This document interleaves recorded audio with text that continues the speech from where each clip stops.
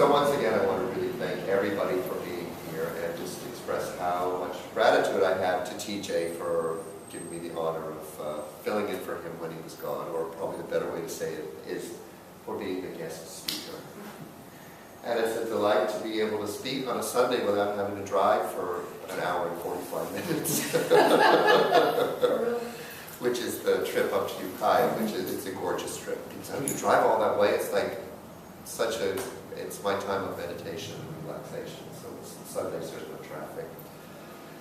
So the topic today, which I have to say really keys in with, what we talked about when we went around the circle and everybody shared about, sort of their spiritual journey and their most embarrassing moment.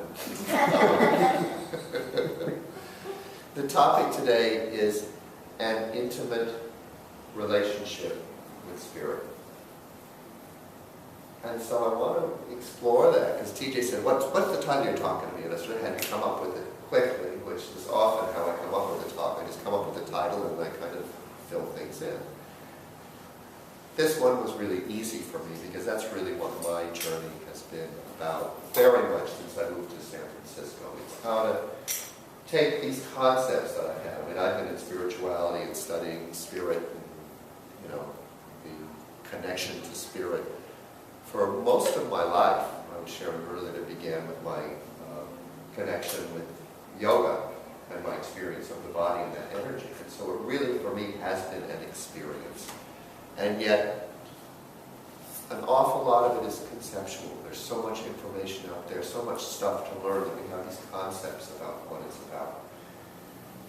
And yet, since I moved to San Francisco, my driving inspiration and motivation has been to experience that energy, that God force.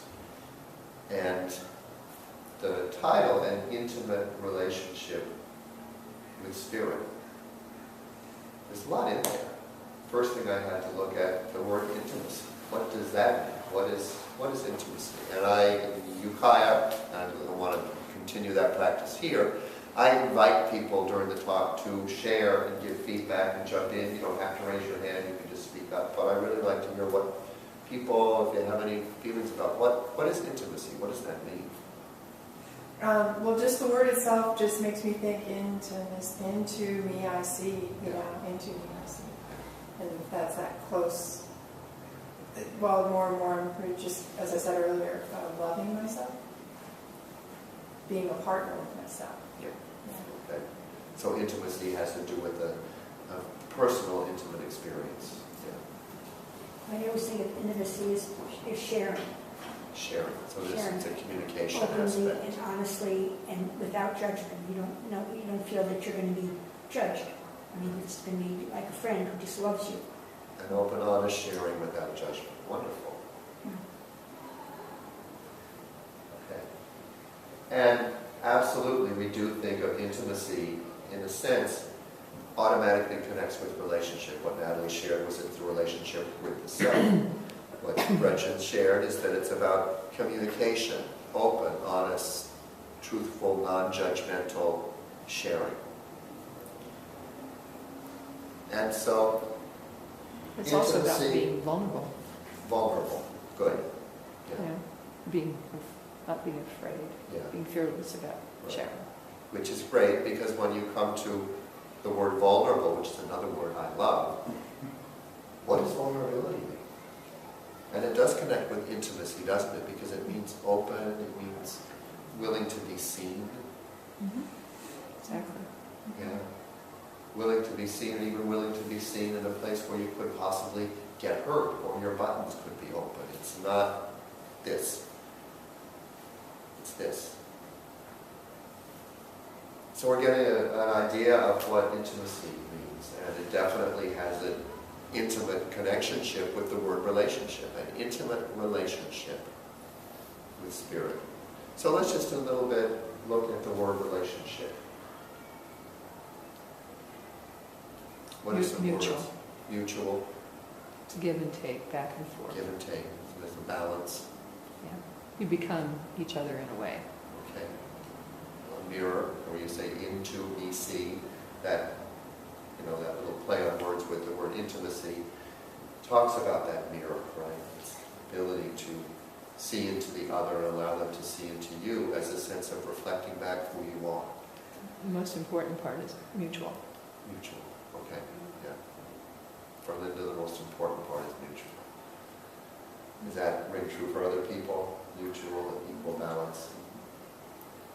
Well, for me, it's like that's an ideal or a good relationship, but there's, I think I've been in relationships where it wasn't mutual, and it doesn't sustain. It doesn't feel as intimate. You get the sense of intimacy or vulnerability when it's not, there's not that balance. I think it's, well, my go-to is victim.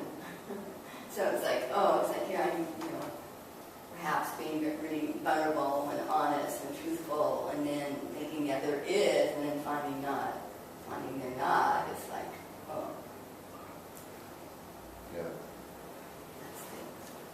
That's Yeah, so the vulnerability can, if that comes up, can lead to feeling victimized, feeling hurt, feeling, like I've been done wrong or I've done something wrong and opening up. So a balance is important, and a truthfulness. I think maybe it's another word would be trust. Trust. Trust. Yeah, and those words are so connected, truth and trust. And mutual. Yeah, and mutual. Yeah. And then the final word, spirit. What does that mean to people? I was going to share what it meant to me when I put it down. That's the word that I will use for the God force, the one, the divine energy. The presence. Presence.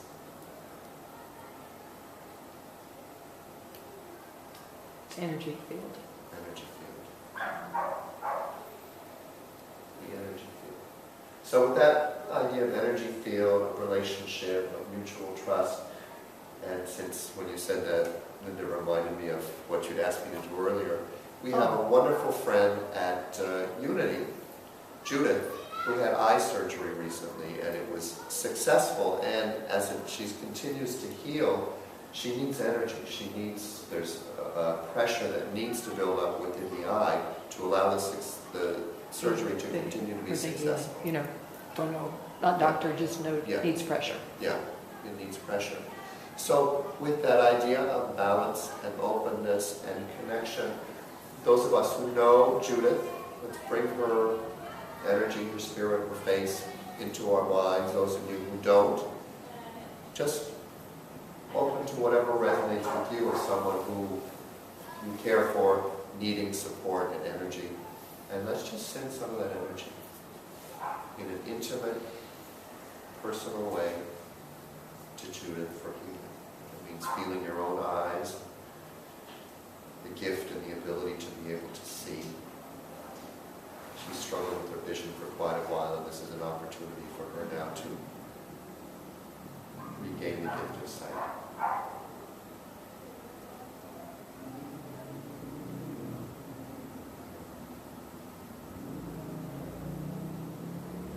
Just take a moment as you send that energy, noticing how it feels to you. You're sending it to Judith, but notice how it feels to send that energy. Notice what you're receiving and being willing to give, looking at that balance.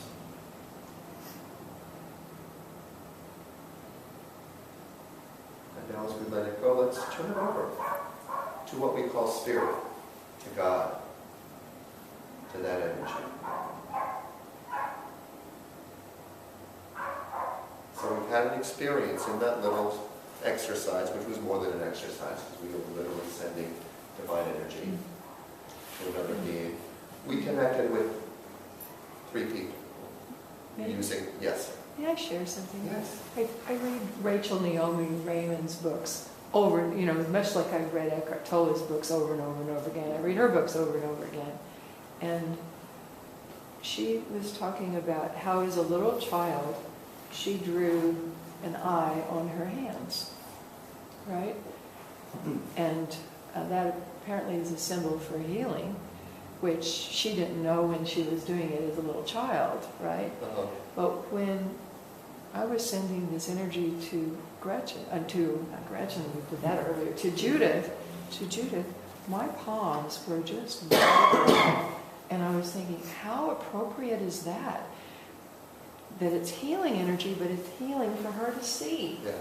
Wow. Yeah. Awesome. Yeah. Beautiful. Awesome. Beautiful. And I think this is a perfect example of being aware of the balance and energy in relationships and our intimate connection with Spirit. What I talked about at the beginning, that my motivation and goal is to have that relationship be an experience, to have it be intimate, to have it be something that I feel. And so here we sent energy to Judith, and Linda had a real powerful, intimate connection with Spirit, where she literally felt the energy in her hands. Right. Yes. So that's the gift. That's what's available to us in the here and now. And that's really the only place you can have an intimate relationship with anybody, yourself, someone else, or Spirit, is in this moment. So I want you all to stop now and notice what you do when I say stop. Lenora took a deep breath. I saw Constance kind of lean her head back and look up. Just noticing what happens. I know for me, I spent so much time looking on the outside for the answers, for the right teacher, for the experience, when always it's right here, right now. Doesn't mean we just sit at home and meditate. If we want to, we can do that. But of course, life is full of wonderful experiences. But that relationship to Spirit, that intimate connection, which we feel in the balance and the communication, is always present right here. And it's always our choice and decision to look for it, to listen for it. And where do we look and listen for it? Is it out there? Or is it in here? With those inner eyes.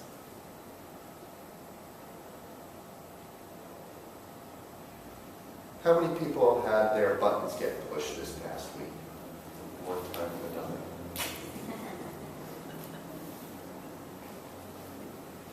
Maybe a little bit? No. I mean, nothing that That's okay. that I remember. Yeah. No, Yeah. like you. Got it. Yeah.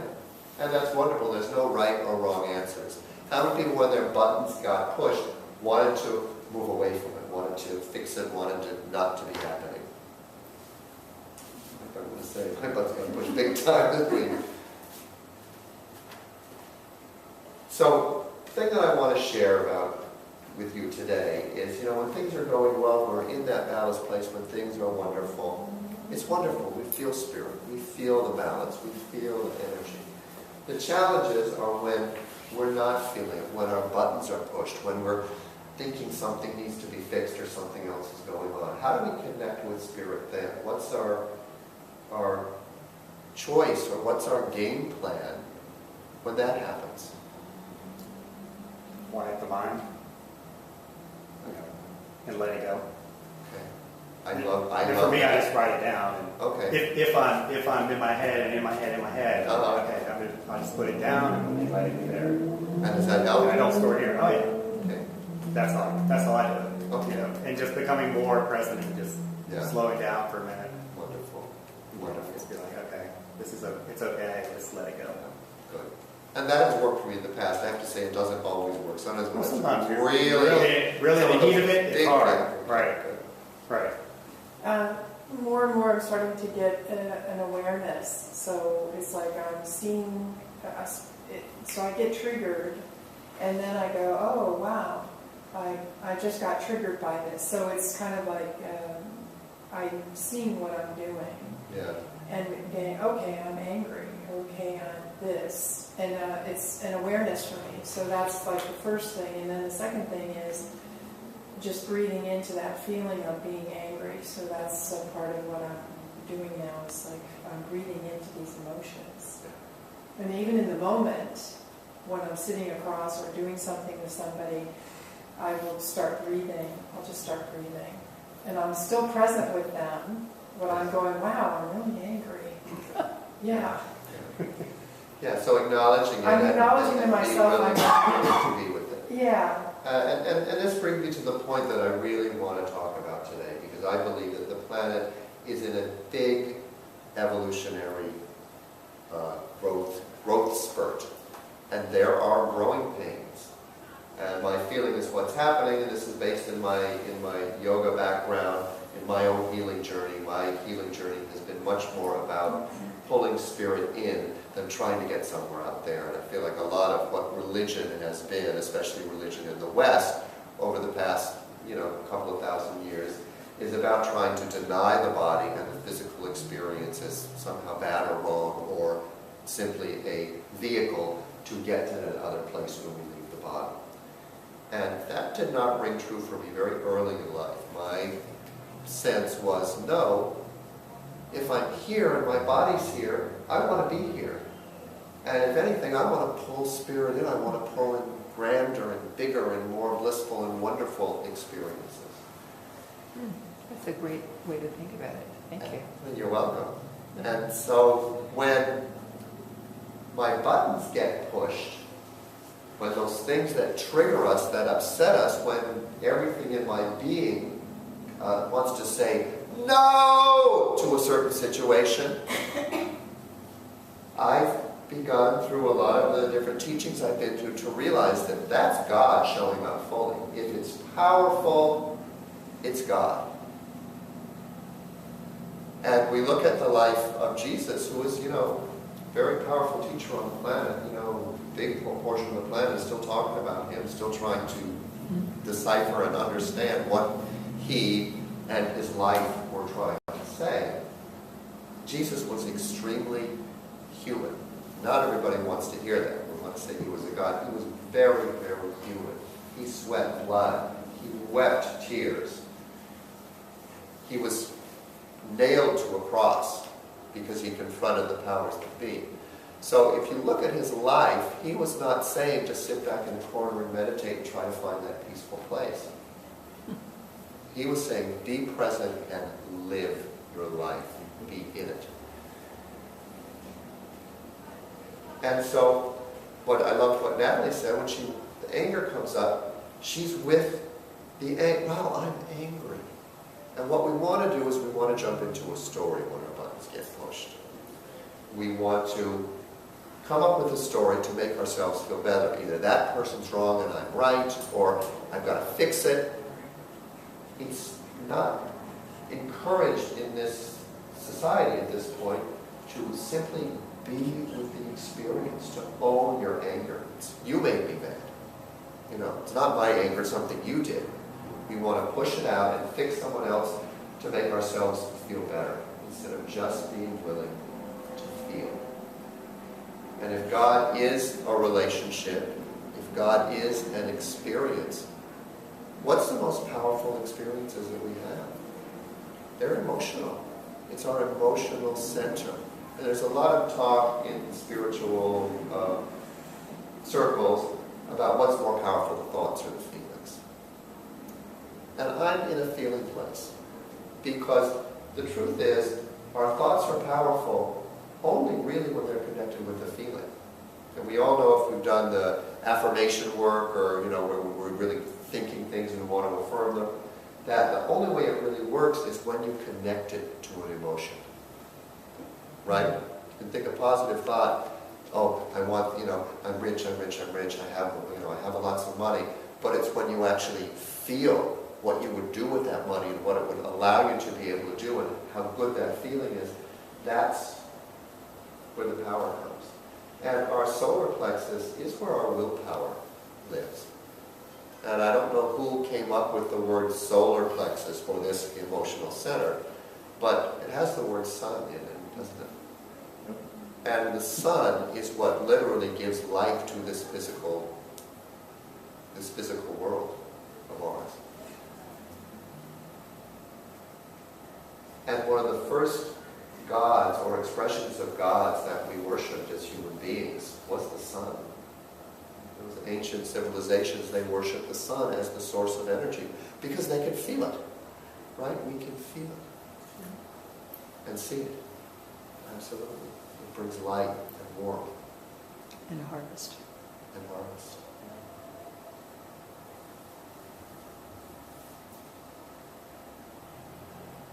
And the people that didn't raise their hands about their buttons getting pushed, that's great. It doesn't mean you didn't have feelings. Did you have feelings? Oh, recently? absolutely. Did you have feelings over the past week? Absolutely. Yeah, I had huge relief. Yeah, yeah. And my belief is what's happening on the planet now in this evolutionary growing spurt that we're having now is we're moving from the head, an intellect-ruled paradigm of working with life, into the solar plexus, into the solar plexus and heart. Because the heart really is the balance place, but it's very intimately connected with the solar plexus and the throat, because this time in human evolution is about speaking our truth. We talked about truth and trust earlier. Yes, go ahead. Well, I'm just thinking about something that I carried from Eckhart Tolle's work. And he would say that we're not our thoughts and we're not our feelings. We're a spiritual being having thoughts and feelings, to tie back to your topic. Yeah. Yeah. So, well, it's nice that we're moving into emotional stuff, but it's still not good enough. Well, and that's where I was going Oh, when I sorry. talked about it's fine. Sorry. When I talked about the chakras, and since my background is yoga, I'm very interested in having a real innate connection with these chakras, these different energy centers. And the chakras that exist between the ego mind, or the thought, the thinking part of us, and the emotional part, which in the emotions, they go down into our sacral or sexual center, because that's part of the energy that moves us forward, that causes us to connect with people, to continue the species. But the heart and the throat center, this is where we feel the balance between these two things, and this is where we not only express our truth through the throat chakra, it's also where we hear divine guidance when we're listening. It's not a place of trying to figure out and all the mental games that we can play, all the monkey mind chatter. It's a place where we feel that aha moment where we know it in our gut, in our heart, and it doesn't have anything to do with learning. And just a little experiment, just to kind of feel that. Put your energy, your focus on your third eye center and your crown, and just feel them open, and breathe into the throat, and allow it to open into the heart. If the solar plexus comes in a little bit, that's fine, but just a couple of breaths, breathing through the third eye, the crown, as though they're open, through the throat center into the heart. And just notice how you feel. Feel free to give a little bit of feedback as you notice.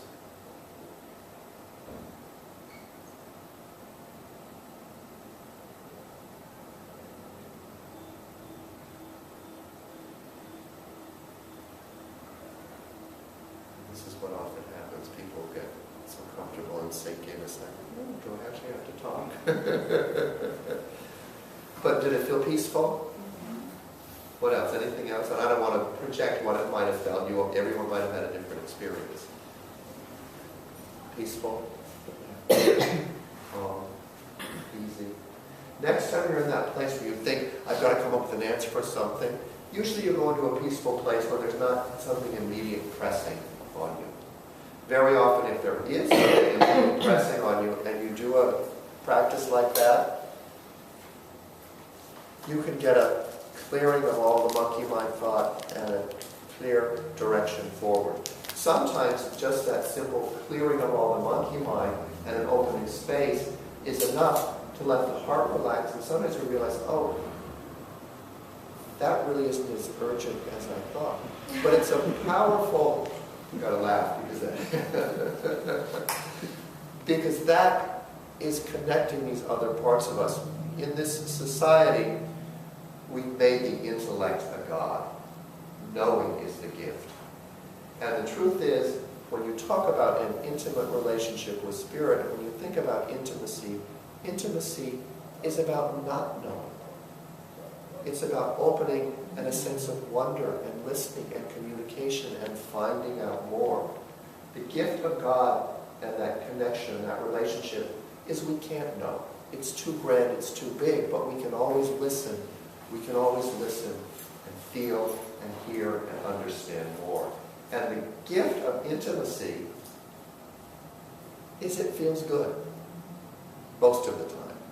Because we are vulnerable when our buttons get pushed, it may not feel good. And it's those moments of not feeling good when our buttons get pushed, if we can stay with it, that literally expands who we are. It expands our awareness of this emotional center, of what it feels like to be present and alive in the body. Remember, Jesus wept. He sweat blood. He freaked out at the money changers and threw them out and whipped them with a whip. Buddha was an absentee father. He left his wife and child to do his spiritual journey. So these people, if they were alive today, you know, who knows if we would recognize what they were saying, or we'd say, oh, they're a crank, and they're, you know, push them outside of our hearts and heads and not let it in. And I think the gift of recognizing that, for me, is it allows me to be human too. It allows me to see where I'm maybe not showing up the way I think I should, but to look at how I'm really showing up, and in giving myself more space and less judgment, I often see the greater gifts that I have that are beyond what I think I should be and who I really am.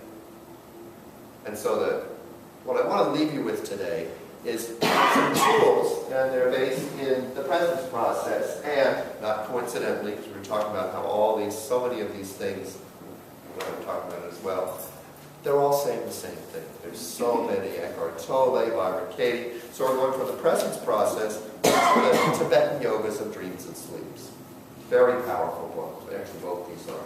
And so I'm just going to read a couple of quotes, starting with the presence process. Integrating pain and discomfort. That's what he's talking about, which of course, that's when our buttons get pushed, right? When we move out of that comfort place, and life, or God, or Spirit is saying something bigger, something next. You're getting outside of your comfort zone. Integrating pain and discomfort is a simple procedure. We choose to be with our pain and discomfort unconditionally. What does unconditionally mean? No conditions. Yeah. Without judgment. Without judgment, without an agenda, just nothing to do but be with it. Which means we have no agenda aside from being with it. There we go. We aren't trying to fix, change, understand, visualize, transform, heal, or manipulate the discomfort in any way. We watch it. And it goes back to what I said, that if it feels powerful, if it's strong, it's God. So when your buttons get pushed, it's an opportunity to feel God moving through you. And it may be something's out of balance. But always, it's not something's out of balance out there. That may be mirroring what's out of balance, but what's out of balance is something in you. And perhaps it's just, and this is what the presence process suggests, as well as the Tibetan books, perhaps what's out of balance is an emotional energy that simply needs to be felt and healed and allowed to move. We watch it with our felt perception as deeply as we are able, allowing the charged emotion to respond as required, which means that whatever happens as a consequence of our being with it, unconditionally, is valid. This approach gradually transforms our relationship with pain or discomfort. Instead of treating these occurrences like an invading enemy, we approach them like a mother, gently comforting a distraught child with her unconditional presence. This releases within us energetically integrated capacities instead of the armor and weaponry of war. So, would you mind reading that all over again? Yes, yes. And that's the thing about this book. It takes so long to read that book. Yeah. Another time. Often I'll read them like 2 or 3 times. Integrating pain and discomfort is a simple procedure. We choose to be with our pain and discomfort unconditionally, which means we have no agenda aside from being with it. We aren't trying to fix it, change, understand, visualize, transform, heal, or manipulate the discomfort in any way. We watch it with our felt perception as deeply as we are able, allowing the charged emotion to respond as required, which means that whatever happens as a consequence of our being with it unconditionally is valid. This approach gradually transforms our relationship with pain and discomfort. Instead of treating these occurrences like an invading enemy, we approach them like a mother, gently comforting a distraught child with her unconditional presence.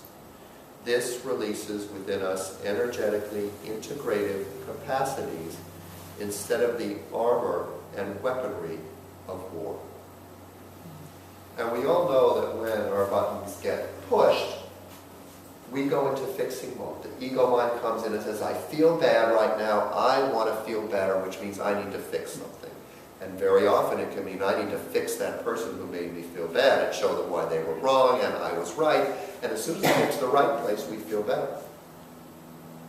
And yet, have we grown at all? Have we developed a different way of being with ourselves and others?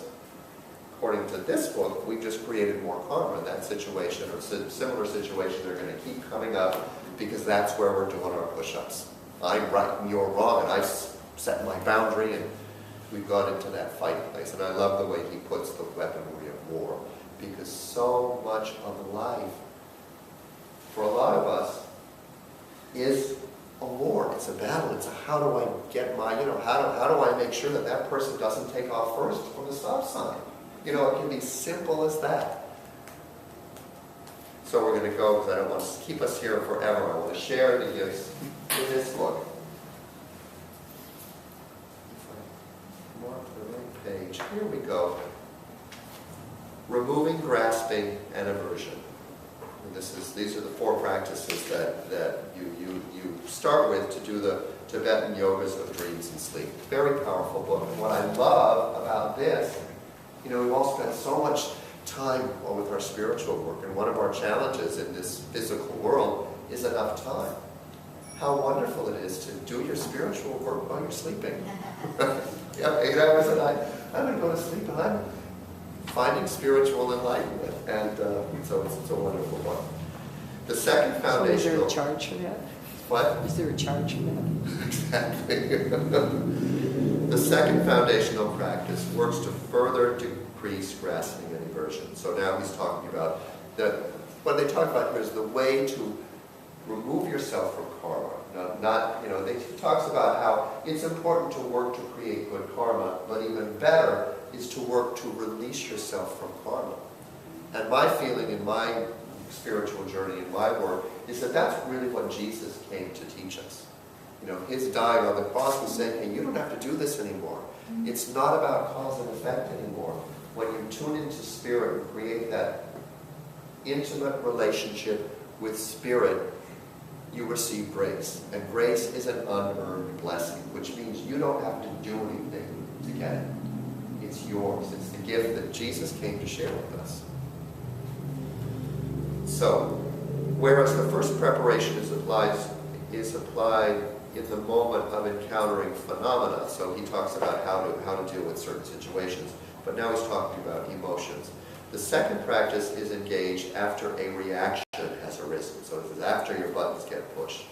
Essentially, they are the same practice, distinguished only by the situation in which the practice is applied and by the object of attention. The first practice directs lucid awareness and recognition of phenomena. That's not the part I want to read. Let me go right to it. When a reaction arises, remind yourself that you, the object, and the reaction to the object are all a dream. Think to yourself, this anger is a dream. This desire is a dream. This indignation, grief, exuberance is a dream. The truth in that statement becomes clear when you pay attention to the inner process that produce emotional states. You literally dream them up through a complex interaction of thoughts, images, bodily states, and sensations.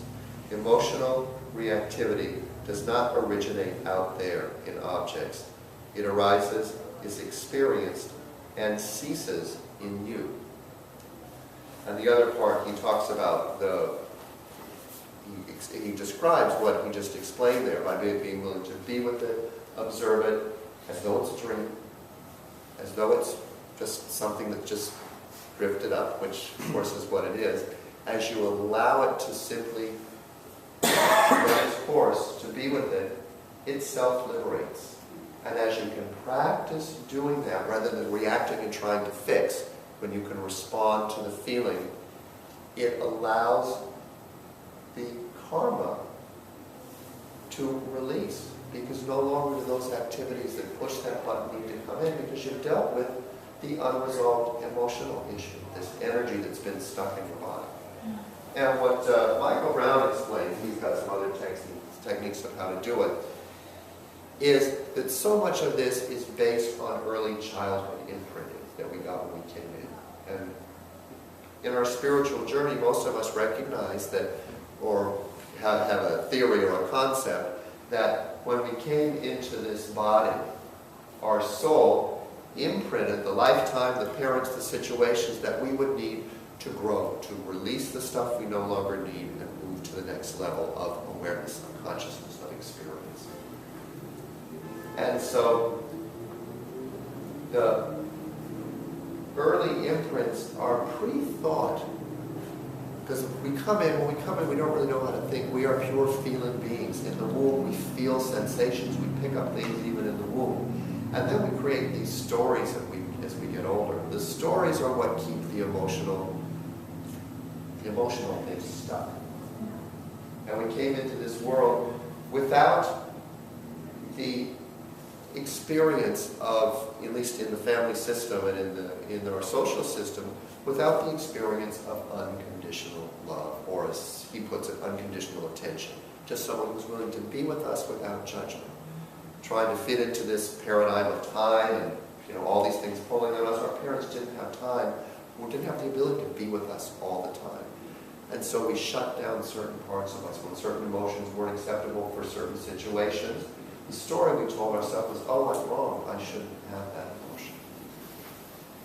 So this practice is what will allow you to go to that space and really develop that more deep relationship to self, which to me is the same thing as that deeper relationship to spirit. Because the only way that spirit is experienced is through ourself, is through our experience, our feeling of that divine energy, which not only exists in each of us, it is who each and every one of us is, a unique expression of that one divine source.